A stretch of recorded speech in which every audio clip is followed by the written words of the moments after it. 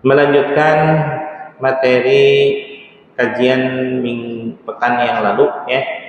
Insyaallah ini bagian akhir dari bab 8. Bab 8 Sirul Asrar yang terdiri dari 24 bab.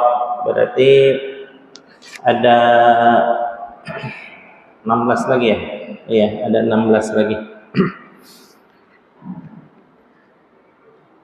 Saya bacakan diawali dengan hadis Kangjeng Nabi Muhammad sallallahu alaihi wasallam. Wa qala an-nabiy sallallahu alaihi wasallam, dan bersabda Kangjeng Nabi Muhammad sallallahu alaihi wasallam. Ini sebenarnya sudah disampaikan pekan yang lalu, namun untuk memulai bridging maka diawali dengan hadis ini sedikit yang disitir ya.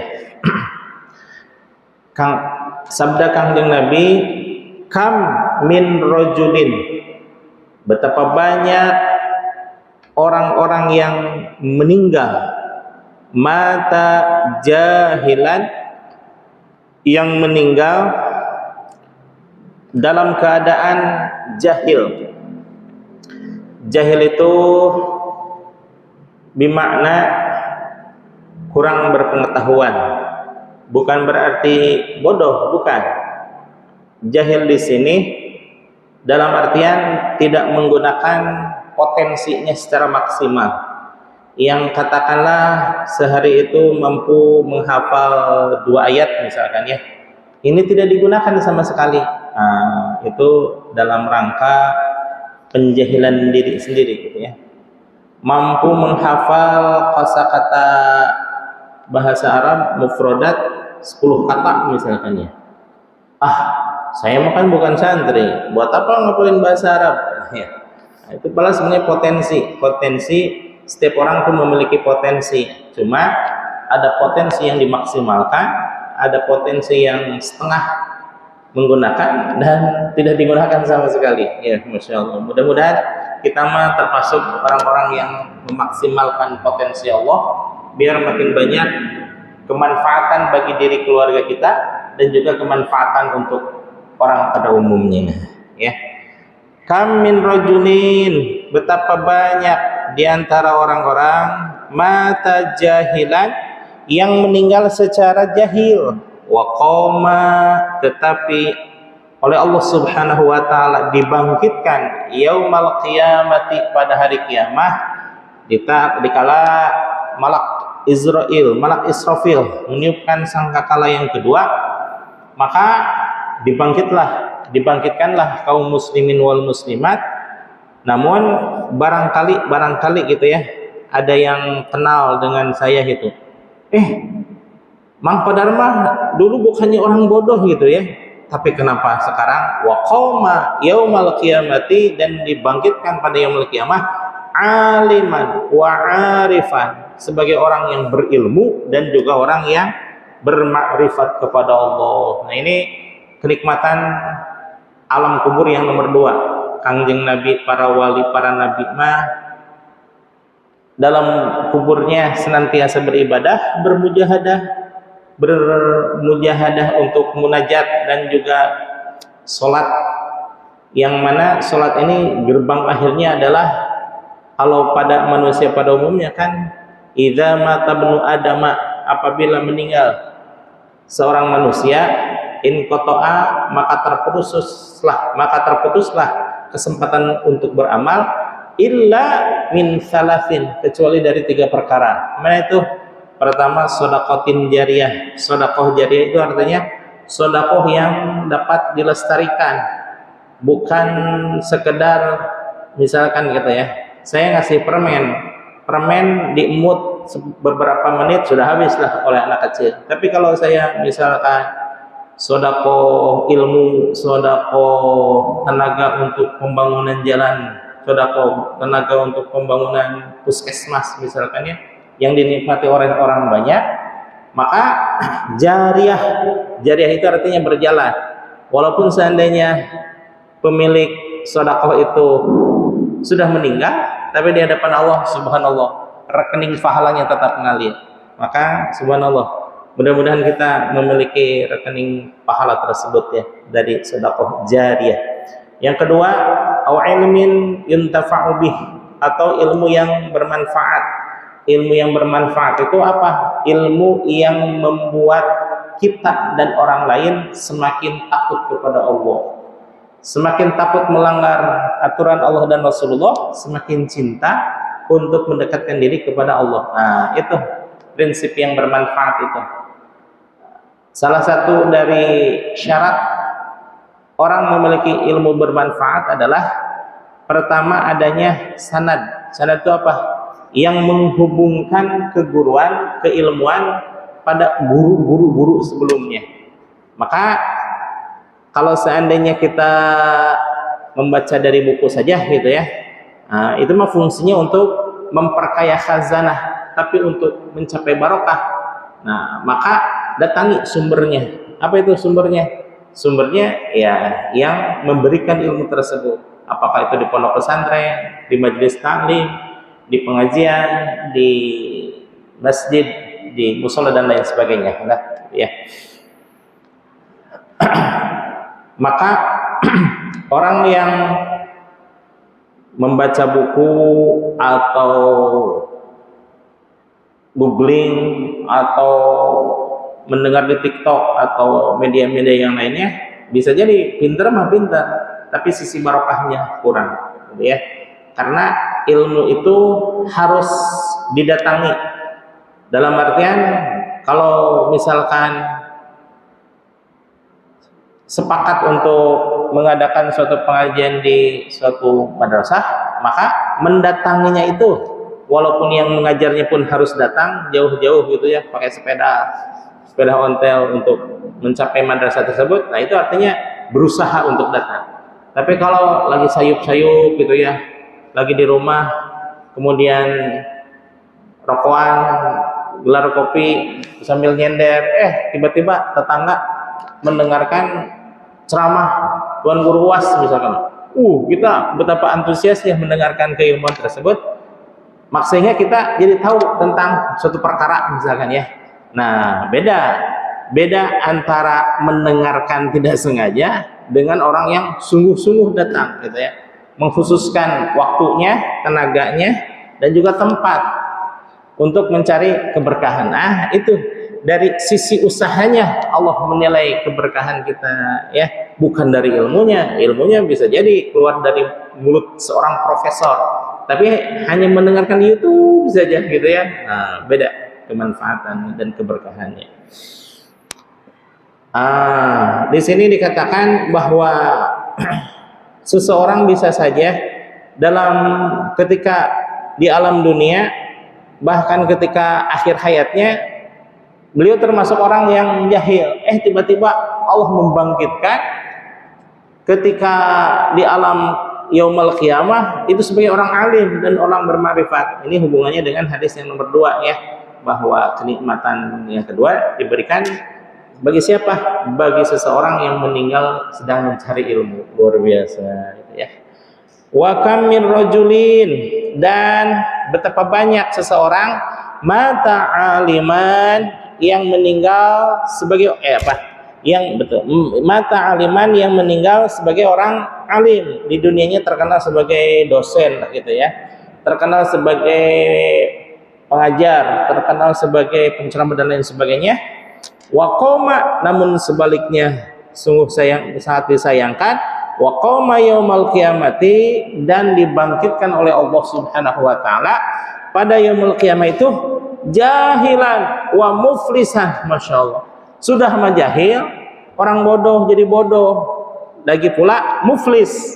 Kemarin sudah disampaikan, muflis itu orang yang bangkrut secara keberkahan dan juga secara pahala ya. Dia datang kepada Allah dengan pedenya karena banyaknya amal, entah itu zikir, sedekah, zakat, puasa, sholat, siam dan lain sebagainya. Tapi sayang, di alam dunia dia ringan tangan, sehingga banyak orang yang tersakiti. Ketika datang di hadapan Allah, Kemudian Allah pun mendatangkan orang-orang yang disakitinya, minta untuk keadilan kepada Allah, maka kebaikan si orang tersebut diberikan kepada orang-orangnya. Bagaimana kalau sudah habis kebaikannya? Nah, itu gantian karena pahalanya sudah habis sama sekali. Kemudian permasalahan belum selesai, maka Allah menyuruh keburukan dari orang-orang yang pada saat ini ditimpakan kepada orang yang tadinya banyak amal. Nah, itulah yang disebut dengan bangkrut, ya, muflis. Atadruna manis mal muflis, kata Rasulullah SAW. Wahai sahabat, apakah engkau tahu apa itu yang disebut dengan muflis? Muflis itu adalah orang yang bangkrut dari sisi ukhrawi. Kama qala, sebagaimana berfirman siapa Allah Subhanahu wa taala, Allah berfirman di dalam Al-Qur'an, idhabtum tayyibatikum, engkau telah menghabiskan rizkimu dengan hal yang baik-baik, fi hayatikum, di dalam kehidupan, fi hayatikumud dunya, dalam kehidupanmu di alam dunia, wastamta'tum, dan menikmati semua pemberian dari Allah biha, kenikmatan-kenikmatan tersebut, fal yauma, kata Allah, maka hari ini tuhzauna adzabal hauni, engkau aku balas dengan siksaan yang menghinakan. Sudah mah dibalas, kemudian diazab, dan azabnya menghinakan lagi. Masya Allah, itu tidak ada kenelangsaan yang lebih nelangsa ketimbang daripada kenelangsaan yang ditimpakan oleh Allah Subhanahu wa taala. Itu mahanya maha lah gitu ya, Allah Subhanahu wa taala gitu ya. Zat yang maha segala-galanya, maha kaya, maha hidup, maha memberi rezeki, maha kekal, maha menghidupkan, maha memberikan ilmu dan lain sebagainya. Adzabul hauni, dengan siksaan yang menghinakan, bima kuntum tastakbirun, terhadap apa-apa yang engkau pernah merasa takabur terhadapnya. Masya Allah ya, tidak ada satu ahwal sekalipun, kelakuan dan juga bahkan olahan batin kita selain ada pertanggungjawaban di hadapan Allah. Wa qala, yang barusan surah Al-Ahqaf ayat 20. Kemudian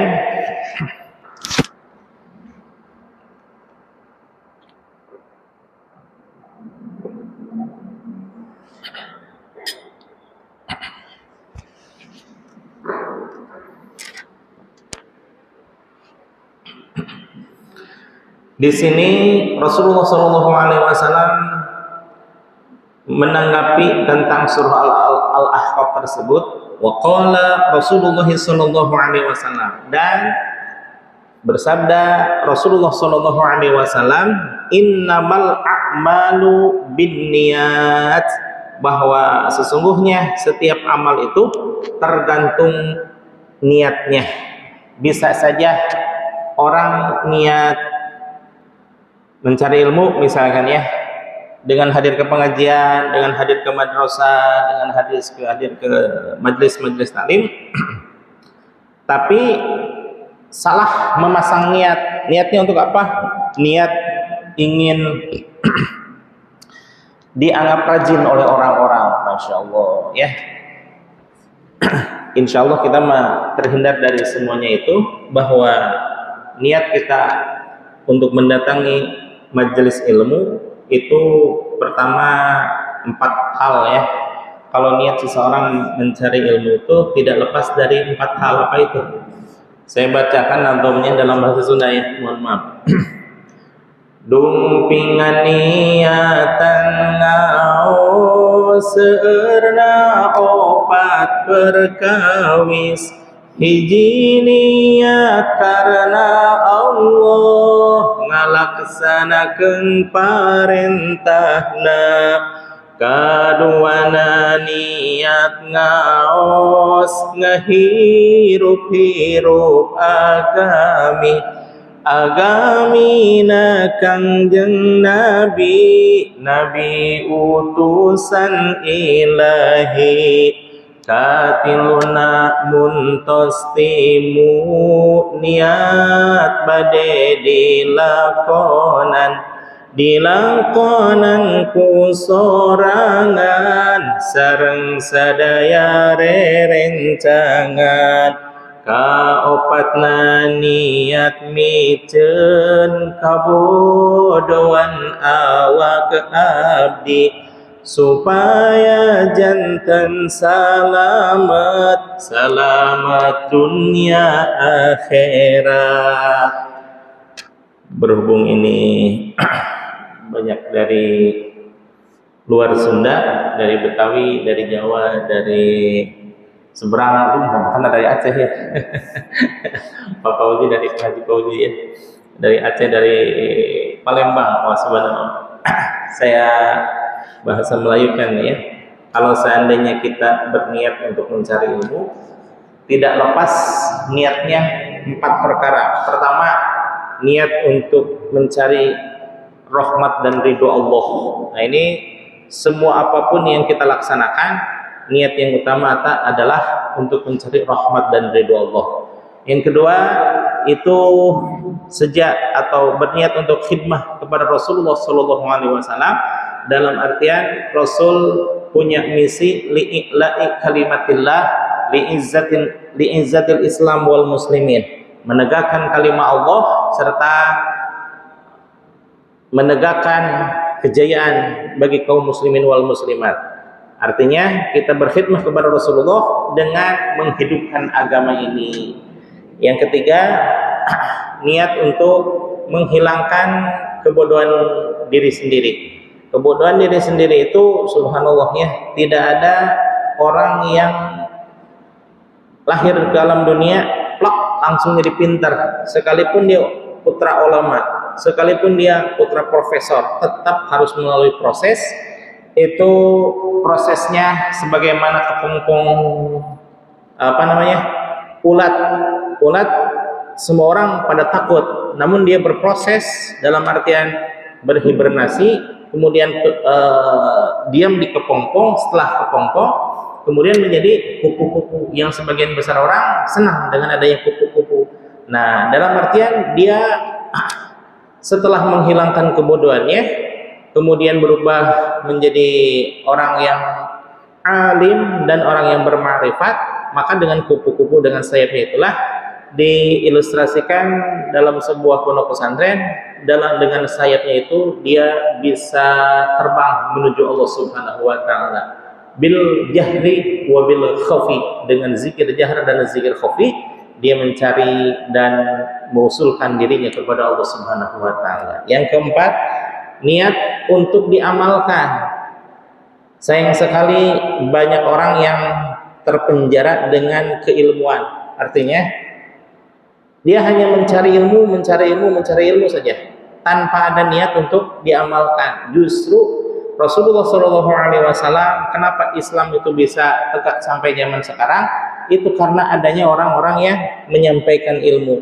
Apakah itu dengan lisannya, dengan tulisannya, dengan karyanya, dengan segala sesuatu yang membangkitkan orang lain untuk kembali berkhidmah dan juga berkarya, maka tetap semangat itulah berkesinambungan dari zaman Rasul sampai zaman sekarang, insya Allah mudah-mudahan hatta yaumal qiyamah. Nah, ya, maka berilmu itu niat untuk diamalkan, sebagaimana logo dari Depag, ilmu amaliyah dan amal ilmiah. Ketika kita mencari ilmu, diniatkan untuk beramal setelah memahami dan menguasai ilmu tersebut, dan juga seandainya kita beramal tentunya dilandasi dengan ilmu pengetahuan, gitu ya. Innamal a'malu binniyat, ini termaktub di dalam hadis Arba'in Nawawiyah yang 42 buah hadis, dan itu dikaji oleh seluruh kaum muslimin wal muslimat yang belajar di pondok pesantren, dan hadis itu diriwayatkan oleh Imam Bukhari. Wa qala Rasulullah sallallahu alaihi wasallam, bersabda Nabi Muhammad sallallahu alaihi wasallam, niatul mu'minina, ini hampir agak banyak ya, saya bacakan saja tidak terlalu, karena ini di dalam bab akhir ini Syekh Abdul Qadir Al-Jailani banyak menyitir tentang Al-Quran dan hadis. Artinya tidak dijabarkan pengertiannya pun, insya Allah Al-Quran dan hadis mah sudah jelas apa adanya gitu ya. Wa qala Rasulullah sallallahu alaihi wasallam, niatul mu'mini khairun min amalihi, bahwa niatnya seorang mukmin itu jauh lebih baik daripada amalnya. Kenapa? Allah sudah mencatat niat dengan azam. Sama nggak kira-kira? Beda. Ketika saya sering bertanya di majelis talim, ibu-ibu sudah haji belum? Belum, kebanyakan ya, belum haji. Pengen ibu naik haji, pengen. Sudah niat, sudah tuh. Jawaban serempak, sudah niat, sudah. Betul. Ibu punya ONH tidak? Sudah bayar ke bank? Apa itu? Wah, itu bukan niat itu. Itu mah sekedar azam. Azam itu merencanakan sesuatu tapi belum terlaksana dalam langkah awalnya. Itu namanya azam. Tapi kalau sudah megang uang, sudah datang ke ONH, kemudian daftar ke resepsionis, ibu sudah punya buku rekening ONH, khusus ONH, jadilah itu niat. Walaupun katakanlah ada seseorang tapi sudah benar-benar niat karena sudah bayar ONH, baru pasang buka rekening saja. Kalau dulu 500 ya, sekarang yang 100 juga ada. Misalkan baru bisa nabung 100.000, tapi itu diniatkan khusus untuk ONH. Tiba-tiba Allah Subhanahu wa taala menakdirkan dia untuk meninggal pada saat itu. Nah, kira-kira di hadapan Allah sudah haji apa belum? Sudah. Kenapa? Niatul mu'mini khairum min amalihi. Niat seorang mukmin itu jauh lebih baik daripada amalnya. Karena kemurahan Allah Subhanahu wa taala, belum juga terlaksana itu hajinya, tapi karena sudah niat, itu sudah di hadapan Allah, sudah beribadah haji, sekalipun biasanya belum melaksanakan haji. Sebagaimana orang-orang yang berpuasa, ya ayyuhalladzina amanu kutiba alaikumus syamu kama kutiba alal ladzina min qablikum la'allakum tattaqun. Di dalam hadis yang lain Rasul menyatakan bahwa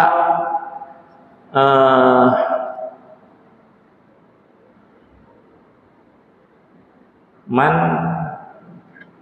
harramallahu ala jasaduhu ala niram, man fariha bidukhuli Ramadan, barang siapa yang senang dengan akan masuknya bulan Ramadan, harrama jasaduhu ala niran, maka Allah mengharamkan jasadnya masuk ke dalam api neraka. Kira-kira orang itu yang maksud dalam hadis tersebut, orangnya sudah melaksanakan puasa belum?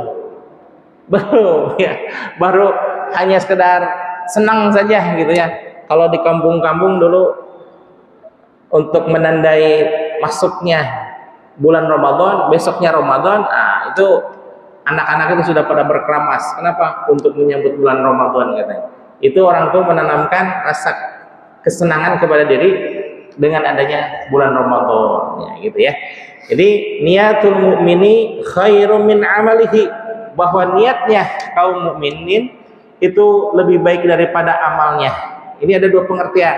Kalau seandainya niatnya berbuat jahat tapi belum terlaksana, maka itu tidak apa-apa di hadapan Allah, belum menjadi sebuah dosa luar biasa ya. Tapi kalau seandainya niatnya tidak dilaksanakan, sudah jahat itu, yang tadinya niatnya dosa tapi karena tidak dilaksanakan, maka berubah menjadi suatu kebaikan. Allahu Akbar ya. Berbeda dengan kebaikan, hanya niat saja ingin naik haji semuanya, ingin umroh dan lain sebagainya, subhanallah, tapi belum terlaksana, di hadapan Allah itu hal sudah terlaksana dan itu kalau diibaratkan pahalanya dapat 1 gitu ya. Tapi bagaimana kalau sudah niat, sudah terlaksana, Masya Allah, berubah menjadi 2 kebaikan, saking Maha Rahman dan Rahimnya Allah gitu ya. Wa niyatul fasiki syarrun min amalihi, dan niatnya orang-orang yang fasik itu lebih jelek daripada daripada perbuatannya, daripada amalnya. Apa itu fasik? Fasik itu orang mukmin yang suka berbuat maksiat. Maksiat itu jangan diartikan hanya bermaksiat yang jahat-jahat, tidak. Hanya berbuat maksiat itu banyak ya. Misalkan berbohong, kemudian menyakiti anak-anak kecil dan lain sebagainya, fasik lah itu ya. Fasik itu artinya orang mukmin tapi jasadnya terbelenggu dalam kezaliman gitu ya. Itu orang fasik.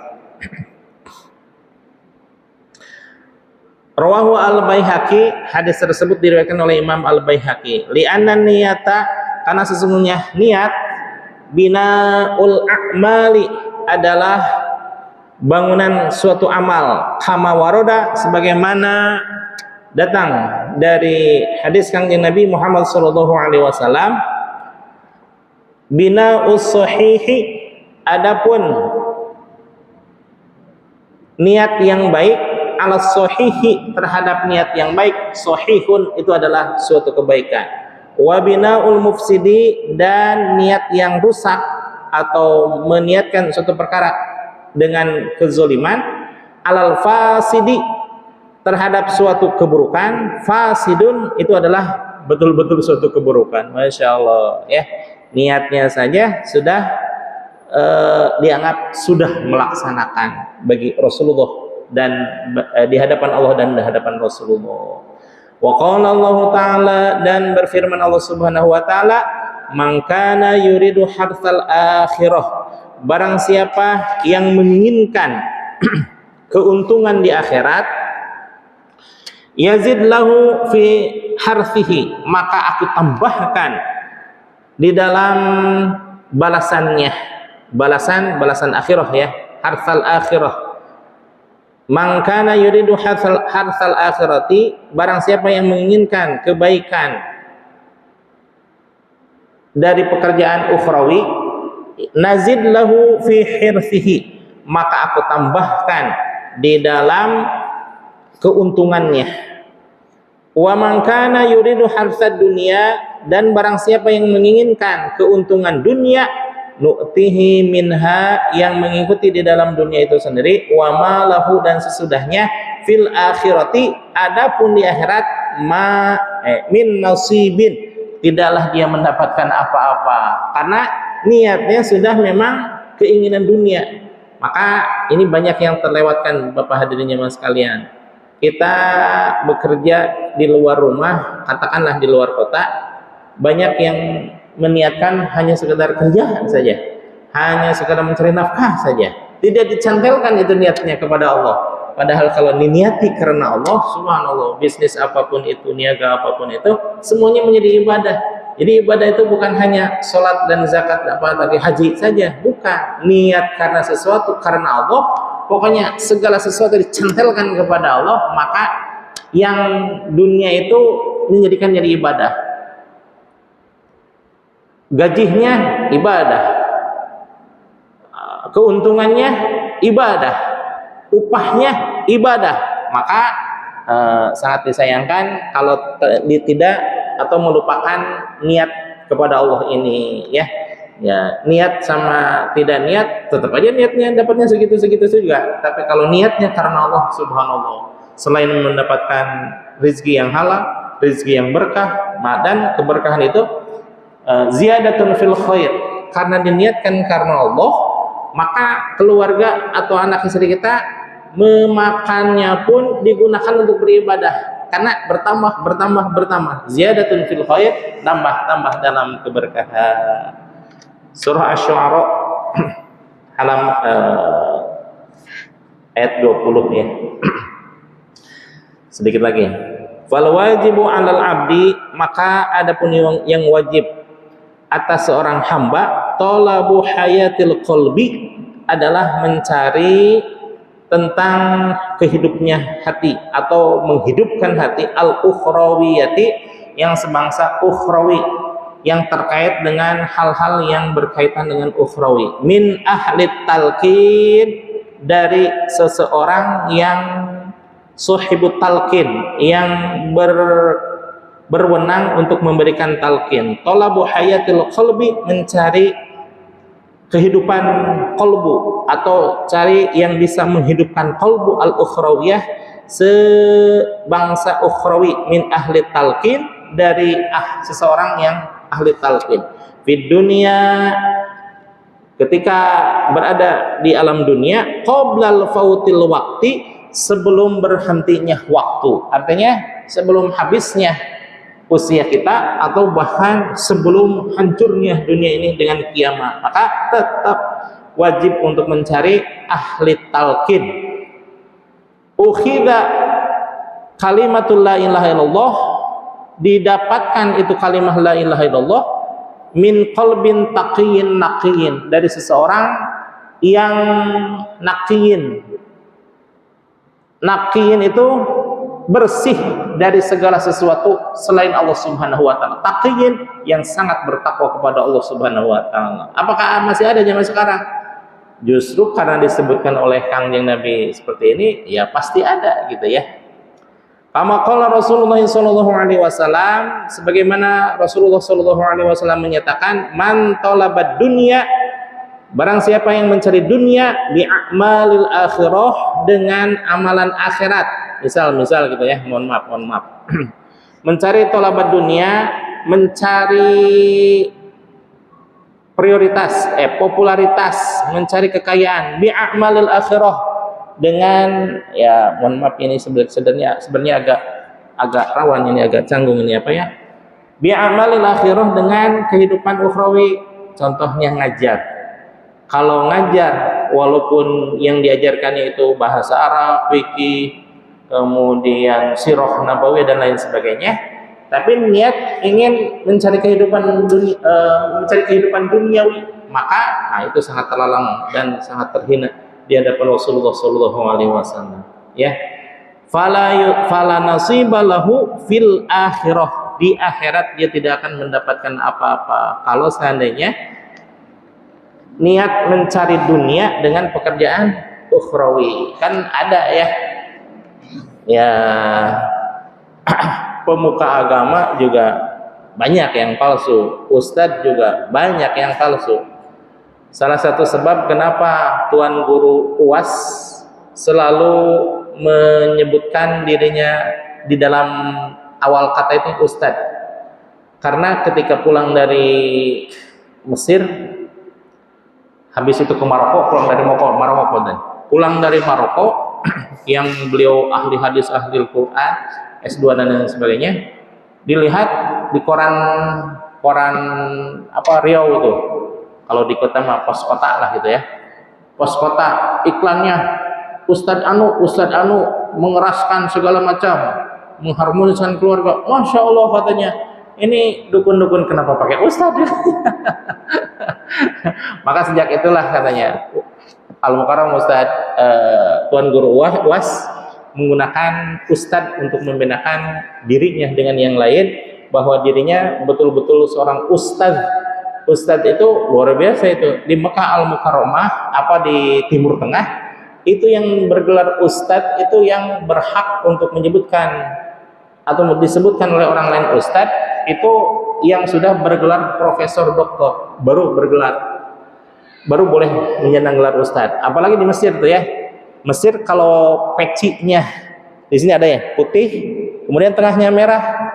Nah, itu jangan coba-coba untuk memakai torbus seperti itu, karena itu khusus untuk para hafiz Quran.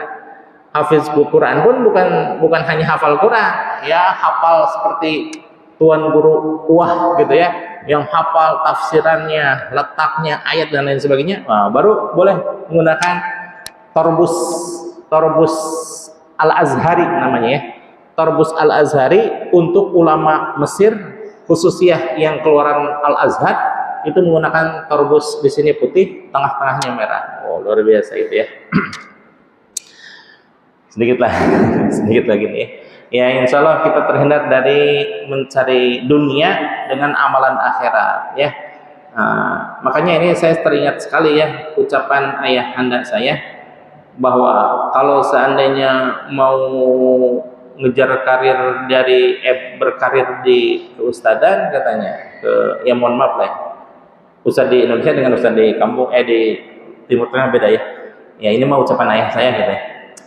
Kalau seandainya mau berkarir dalam dunia pendidikan, maka harus punya pekerjaan sehingga orang lain tidak memandang bahwa mengajar itu adalah sarana untuk mencari nafkah katanya. Alhamdulillah saya di pojokan sana itu di warung pojok ada warung minuman, air mineral, Golda, Floridina, Milku, teh kotak, dan lain sebagainya gitu ya. Pokoknya minuman-minuman itu yang jualnya saya.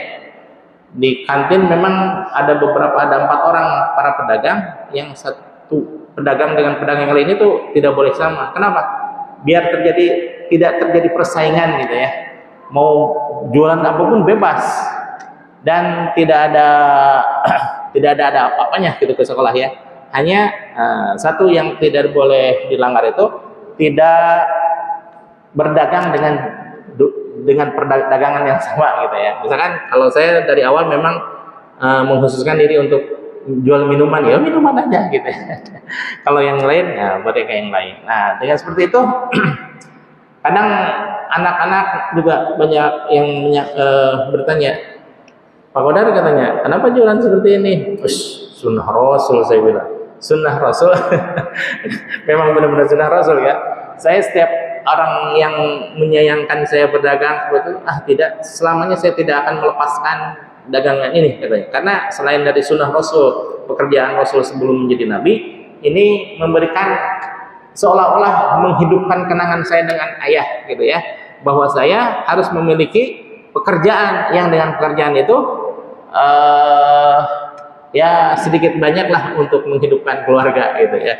Walaupun hasilnya tidak seberapa sih. Yang penting judulnya dagang malah. Dikit lagi. Fa inna dunya, karena sesungguhnya dunia mazra'atul akhirah adalah ladangnya akhirat. Fa idza lam yazra'hu, maka barang siapa yang tidak menanam fi hadhihi, di alam dunia ini, lam yahsud, maka tidak akan memanen, tidak akan menuai fil akhirah, di akhirat nanti. Wal muradu minal mazra'ati, dan yang dimaksud dengan mazra'ah atau ladang adalah ardul wujudi, hamparan bumi ini, al anfusi al afaqi, yaitu hamparan anfas yang hamparan ruhaniyah. Subhanallah, alhamdulillah selesai bab 8. Insyaallah mudah-mudahan berlanjut kepada bab 9.